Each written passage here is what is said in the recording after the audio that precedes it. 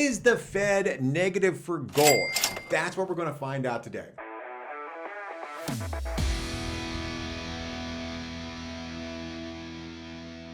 Hi, I'm Matthew Carr, Chief Trend Strategist at the Oxford Club, and thank you for watching this episode of Market Trends. If you're new here, be sure to hit that subscribe button and turn on notifications so you never miss out on my best trading ideas, which I share here each and every week. Okay, so there are a lot of market maxims. Most investors simply take at face value as truth, and they've been repeated for so long that these maxims become doctrine.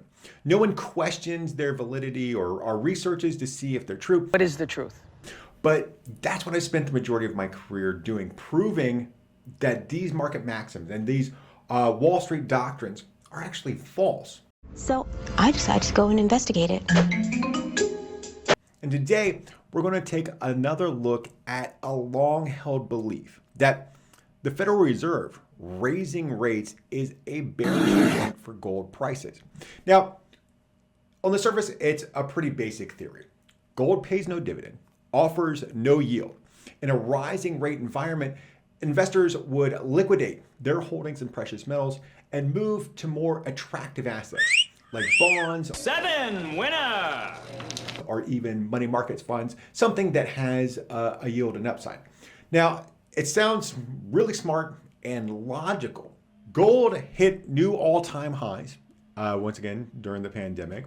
But with the Fed raising rates for the first time since 2018, there's this expectation that gold should struggle as money flows out of the asset.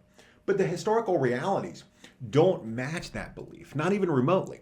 Now think about it. The gold price boom that began in the 1970s and continued into the early 1980s occurred in a rising rate environment, and rates were exploding higher. Gold went from $50 per ounce all the way up to $850 per ounce during that hot time as rates skyrocketed into the double digits, something that we can't even fathom, at this point.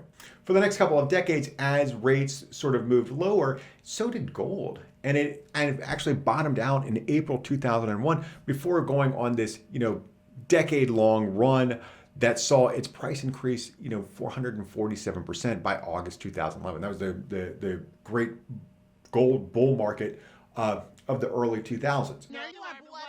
Now, during that time, there were also 3 rate hikes in there as well as rates basically being lowered all the way down to 0. Nothing, nada, zip. I would also mention that the gold bear market that we saw for pretty much of the past decade wasn't caused by a rate increase, right? Demand softened as the U.S. dollar strengthened, right? That's a bearish indicator for all commodities, and that's why we had a broader commodities bear market for years.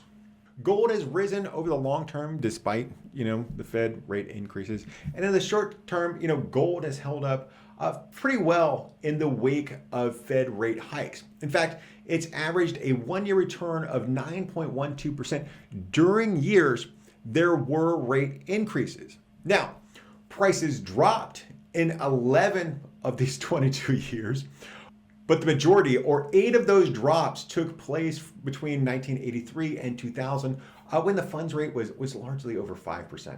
In our modern Federal Reserve era, where rates have topped out at 2.5% over the past 10 plus years, the only big move we saw in gold to the downside was back in 2015. And that's because the Fed was raising rates from 0 for the first time in almost a decade. There was all this sort of anxiety.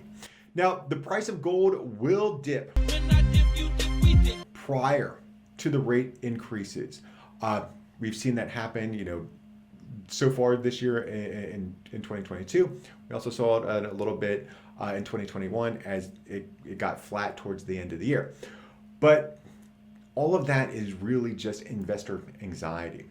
Prices will bounce after everyone realizes that the world didn't end, especially for commodities and precious metals. So don't believe the hype. The Fed's impact on gold prices isn't negative. And I think that's a great place to be for 2022.